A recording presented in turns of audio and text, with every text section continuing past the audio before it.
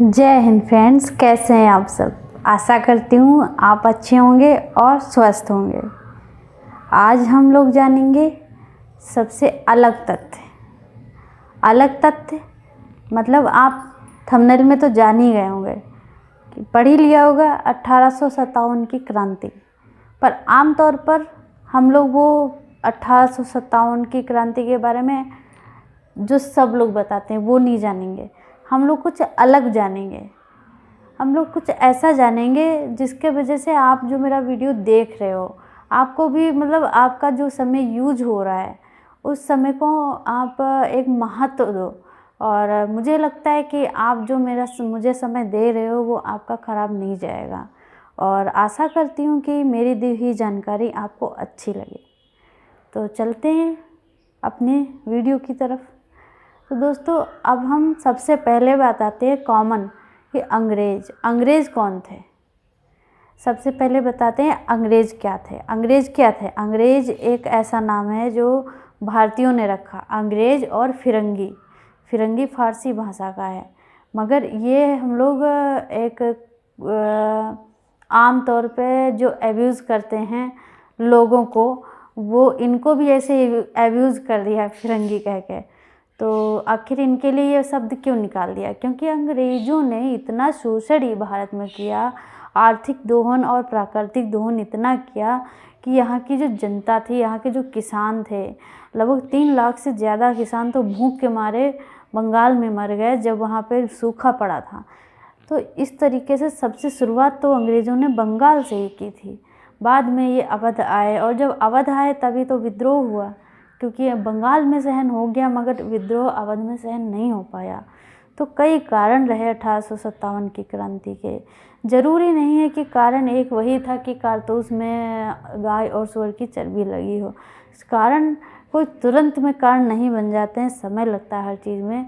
और फिर तुरंत से ही कोई भी युद्ध हो अचानक से नहीं स्टार्ट हो जाता है। उसकी पहले कुछ युद्ध गतिविधियाँ होती हैं, कुछ इधर से उधर संचार माध्यम होते हैं जो एक बात एक जगह से दूसरी जगह ले जाते हैं।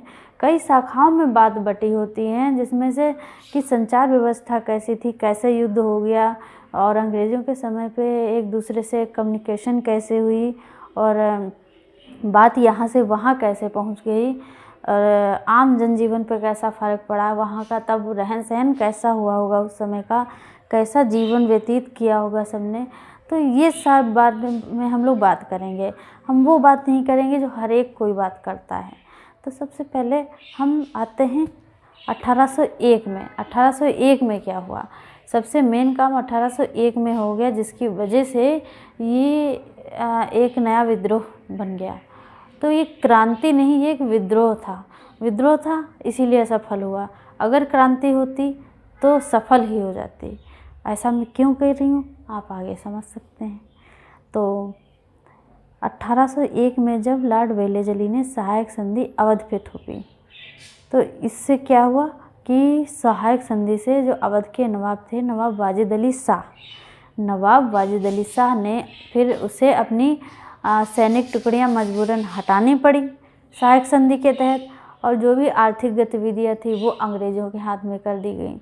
तो इससे जो जनता थी वो काफ़ी परेशान हो रही थी, क्योंकि 1856 आते आते उन्होंने एक कर मुक्त राशि लागू कर दी थी, जिससे कर व्यवस्था ऐसी थी जिसमें किसान की कमाई का 90% अंग्रेज़ ले लेते थे और 10% किसानों को देते थे, और उस 10% में वो खेती करते या अपने घर का खर्चा चलाते।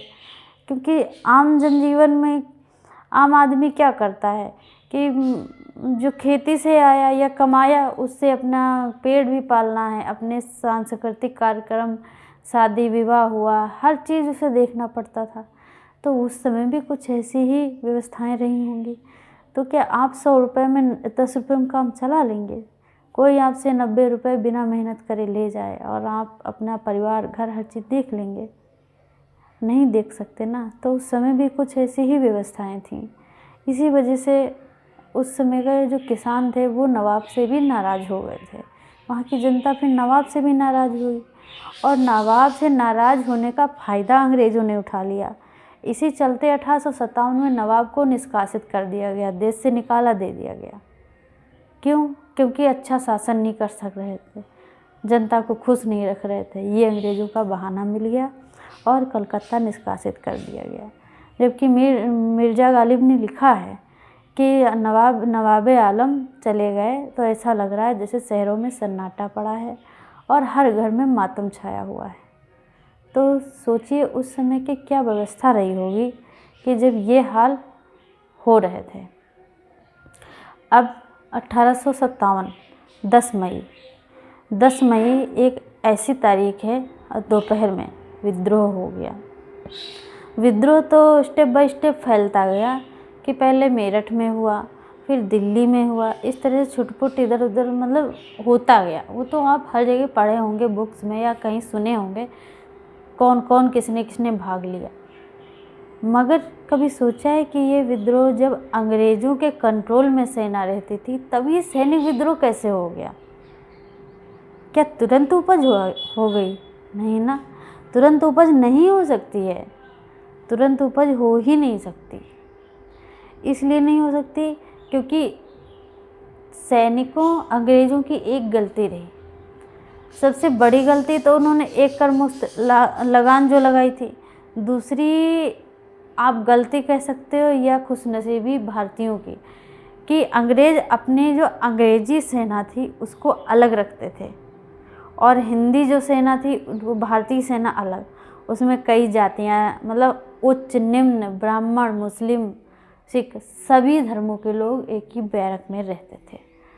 तो वो रात के टाइम जब इकट्ठे होते थे तब वो अब फैसले लेते थे कि हमें कब क्या करना है, कैसे विद्रोह करना है, कैसे हमें सत्ता हासिल करनी है। मगर ये विद्रोह सत्ता क्यों हासिल करनी थी उन्हें? इसका भी कारण होगा क्योंकि अंग्रेज़ तो काफ़ी सालों से शोषण करते आए। फिर ऐसा क्या घटना हुई कि क्रांति हो गई, विद्रोह हो गया। तो बोलते हैं यहाँ पे अफवाहों ने बहुत अच्छा काम किया। मैं तो यही कहूँगी कि अफवाहों ने बहुत अच्छा काम किया। सबसे पहली अफवाह, गाय और सूअर की चर्बी की बनी हुई कारतूस को खींचना है। दूसरी अफवाह बताई गई कि बाजार के आटे में हड्डियों का चूरमा मिला दिया गया है। तीसरी अफवाह कि संचार माध्यम को लेकर हो गई कि कोई एक व्यक्ति आता है 5 रोटियां सेंक के दूसरे अन्य 5 गांव में देता है और उनसे कहता है तुम अगले 5 गांव में देकर आओ। और बताया गया कि यहाँ पे कुछ मौलवी कुछ बाबा आए हैं जिससे सैनिक बार बार मिलने जा रहे हैं। तो ये कुछ कारण थे जो 1857 की क्रांति को फैलाने में जिन्होंने मदद की। तो सबसे बड़ी अफवाह थी कारतूस वाली, जो ये अफवाह किसी बैरक से ही फैली थी। ये एक इतिहासकार ने ही बताया है, ये इतिहासकार ने लिखा है कि एक बैरक में निम्न जाति का उच्च अधिकारी था और उच्च जाति का निम्न अधिकारी था, जैसे अधिकारी और चपरासी। तो अगर हमें प्यास लगेगी तो हम अपनी ऑफिस में चपरासी से ही बोलेंगे ना। तो उस निम्न जाति के उच्च अधिकारी ने उच्च जाति के निम्न अधिकारी से पानी मांग लिया था। उसने मना कर दिया। उसने कहा कि हम ब्राह्मण जाति से हैं, हम निम्न जाति वालों को पानी नहीं दे सकते, इससे हमारा धर्म भ्रष्ट हो जाएगा। तो निम्न जाति के उच्च अधिकारी ने कहा कि धर्म तो भ्रष्ट होगा ही आपका, क्योंकि आज नहीं तो कल होगा, क्योंकि गाय और सूअर की चर्बी से बनी जो कारतूस आई है नई इस बार, उसे आप लोग मुंह से खींचेंगे तो आपका धर्म पहले से ही भ्रष्ट हो जाएगा। ये बात वहाँ से फैली और एक क्रांति का रूप ले ली। और इसी वजह से मंगल पांडे ने पहला 1857 की क्रांति का पहला शहीद था मंगल पांडे। क्यों शहीद हुआ? क्योंकि उसने कहा यही वजह कि हमारा धर्म ना भ्रष्ट हो जाए। ये वजह नहीं कि हमारी भारत माँ को आपने उपनिवेशवाद में रख लिया या हमारे देश की जनता का शोषण कर रहे हो। ये सारी वजह नहीं उठ के आई, उठ के वजह आई धर्म की। और शायद यही एक कारण रहा जिसकी वजह से असफल रही क्रांति, ये स्वयं के लिए ना करके अगर राष्ट्र के लिए करते तो हो सकता है क्रांति सफल हो जाती। तो इस तरीके से जो मुग़ल बादशाह था या झांसी की रानी थी या नाना साहब थे या फिर अन्य कई शासक थे, ये सब कहीं ना कहीं अपने लालच में आकर इन लोगों ने विद्रोहियों का साथ दिया और किसी न किसी दबाव में, कोई अपनी इच्छा से नहीं दिया। ये सारे कारण थे। अब रानी लक्ष्मीबाई ने क्यों नहीं किया, क्योंकि कई बार युद्ध कर चुकी, उनके बारे में तो आपको पता ही होगा कि लड़के को गोद लिया था। और अगर नाना साहब को देखा जाए वो भी इसी तरीके से। एक शाहमल नाम आता है, शाहमल एक बहुत बड़ा जमींदार था, 84 देश का जमींदार था, उसने भी इसमें लोहा लिया था। कुछ ऐसे नाम हैं जो इतिहास में बहुत कम गिनाए जाते हैं। ये तो झांसी की रानी हुई, नाना साहब हुए या ये मुग़ल बादशाह हुए, ये सब अलग बात है, वो तो हर व्यक्ति जानता है। मगर कुछ ऐसे लोग थे जिनका नाम बहुत कम आता है, जैसे शाहमल। शाहमल एक ऐसा ज़मींदार था। इसकी एक मैं आपको कहानी बताती हूँ कि पहले समय पे जब ज़मींदार कर नहीं दे पाते थे अंग्रेज़ों को किसानों से इकट्ठा करके, तो उनकी संपत्तियां नीलाम कर दी जाती थी। तो जब संपत्तियां नीलाम की जाती थी तो ज़मींदार कुछ अपना फंडा चलाते थे, वो अपने ही आदमियों को उस नीलामी में खड़ा कर देते थे और सबसे ऊंची बोली लगवाते थे और फिर वही सारी संपत्ति उन्हीं के पास आ जाती थी। इस तरीके से भारत में आपको लगता है अंग्रेज़ों ने भारत को चूना लगाया, और मुझे लगता है सबसे ज़्यादा तो ज़मींदारों ने अंग्रेज़ों को चूना लगाया। चलते हैं अपनी तरफ, वीडियो की तरफ कि दोस्तों अब जब ये सारी अफवाहें फैली और इस तरीके से आपको 10 मई 1857 को क्रांति हो गई। 11 से 12 मई दिल्ली पहुंच गए विद्रोही। 1857 में दिल्ली पहुंच के मुग़ल बादशाह से नेतृत्व ले लिया, सांकेतिक नेतृत्व। उसके बाद इस तरह कानपुर और जगह जगह पर विद्रोह होने लगे और एक पल ऐसा आया कि जैसा लगा कि अब भारत देश जो है अंग्रेज़ों से आज़ाद हो गया है। जगह जगह पर समुदाय बैठे हैं, लोग इकट्ठे हो रहे हैं, बातें चल रही हैं कि कैसे राज्य किया जाए, कैसे क्या किया जाए, किसे राजा बनाया जाए। एक पल में यही लगा था। मगर 25 दिसंबर 1857 आते आते 2 अंग्रेज़ अधिकारी आए, ब्लॉक और आर्ट्रम नाम के 2 अधिकारियों ने 1857 की क्रांति को दबाया। कैसे? क्योंकि जब यहाँ युद्ध हो रहा था, जब विद्रोही विद्रोह कर रहे थे, तब जो लंदन में न्यूज़ छप रही थी वो कुछ इस टाइप से अंग्रेज़ छपवा रहे थे, जैसे लग रहा था विद्रोही काफ़ी विनाशकारी हैं और जैसे कि विलन टाइप में उनकी भूमिका, उनका चेहरा प्रस्तुत किया जा रहा था वहाँ। और ये दिखाया जा रहा था कि अंग्रेज़ी महिलाओं के साथ कैसे अत्याचार हो रहा है, कैसे वो अपनी जान बचा रही, बच्चे कैसे सिसक रहे हैं, ये सारी चीज़ें दिखाई जा रही थी। अंग्रेज़ ऐसा कुछ दिखा रहे थे।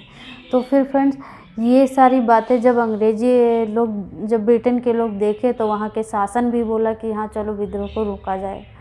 तो इस टाइप से 2 अधिकारी भेजे गए और जब वो अधिकारी आए तो कई सैनिक टुकड़ियाँ लेकर आए। तो इसके साथ जब वो अधिकारी लखनऊ में प्रवेश करते हैं तो लखनऊ में सबसे ज़्यादा सैनिक टुकड़ियाँ विद्रोहियों की थीं। तो उनको कुचलने के लिए काफ़ी ज़्यादा युद्ध हुआ और काफ़ी सैनिक मारे गए विद्रोह में, सारे मार दिए गए, कुछ ही बचे जिनको जेल भी हो गई थी और फांसी पर भी लटका दिया गया। और कुछ फ़ोटोज़ जैसे हमारे में झांसी की रानी को देवी के रूप में प्रस्तुत कर दिया, युद्ध में युद्ध लड़ी, वैसे ही अंग्रेज़ों में एक थी मिस व्हीलर, उनको भी एक देवी के रूप में प्रस्तुत किया अंग्रेज़ों ने। उन्होंने एक चित्र बनाया जिसमें एक हाथ में उन्होंने पहिया ले रखी, एक हाथ में बंदूक, और उसमें बंदूक मतलब लेकर और वो विद्रोहियों को मार रही हैं। तो इस टाइप से लंदन न्यूज़ में प्रस्तुत किया गया, जिससे कि वहाँ के लोग बहुत ज़्यादा उत्साहित हुए कि इस विद्रोह को रोक दिया जाए। और एक दूसरा पहलू ये था कि आम जनजीवन, इधर जब ये क्रांतियाँ हो रही थी और लखनऊ में इस टाइप का माहौल हो गया था कि कोई बाहर नहीं निकल सकता था। अगर कोई भी व्यक्ति बाहर निकलता था तो उसका सर कलम ही कर दिया जाता था। बिल्कुल धारा 144 समझ लो लग गई थी, कोई 4 लोगों के पास खड़े नहीं हो सकते थे और ना ही कोई इधर से उधर जा सकता था। और इस बीच में आप ये सोचिए कि अभी जब कुछ दिन पहले लॉकडाउन लगा था, तब हम लोगों का हाल कैसा हो गया था। और उस समय जबकि हमारे पास इतना संसाधन नहीं मनोरंजन का था और भी खाने पीने की चीज़ें थी, उस समय ऐसा कुछ नहीं था। अचानक से विद्रोह हुआ और सारे लोग एक जगह, ना ही कहीं का पलायन हो पाया। गांव के लोग गांव में रह गए, शहर के लोग शहर में ही दब के रह गए, और कुछ लोग भाग पाए तो भागे, उसमें से बहुत से लोग मारे गए। जो बाहर निकल रहा था अंग्रेज़ पकड़ के मार दे रहे थे, तो उसमें भी जो बच पाए वो शहरों में चले गए, शहरों से गांव में चले गए। और खाने पीने की ऐसी दिक्कतें हुई कि एक तो अफवाह आटे की फैल गई, दूसरा सब्जियां सड़ी गली मिल रही थी, क्योंकि आज के समय पे इतना कोल्ड स्टोर है, उस समय पे नहीं था। तो इस तरीके से दोस्तों वहाँ पे सब्जियों की, खाने पीने की किल्लत होने लगी विद्रोह के समय पर। और आम जनजीवन जो शहरों में था, तो आजकल जो शौचालय भी बने हैं वो अच्छे बने हैं। उस समय शहरों में तब भी शौचालय हुआ करते थे, तो उस समय तो सफाई करने वाला अलग से आता था। तो वो जो अलग से आते थे सफाई करने वाले पर डे, वो नहीं आ पा रहे थे, तो सारी गंदगियाँ। कुछ दिनों में विद्रोह ना रोका जाता तो ये शहरों की गंदगी को लेकर एक महामारी का रूप ले लेता, और गांव में जो भूख से लोग काफ़ी ज़्यादा व्याकुल होने लगे थे, क्योंकि धीरे धीरे लोगों का गल्ला जो होता है, जो अनाज होता है स्टोर किया हुआ, वो भी ख़त्म हो रहा था। मगर समय चलते ये विद्रोह रुका और फिर आम जनजीवन धीरे धीरे नॉर्मल हो गया। आज के लिए अब दोस्तों इतना ही। अब मिलेंगे अगले वीडियो में, तब तक के लिए जय हिंद, जय भारत, वंदे मातरम।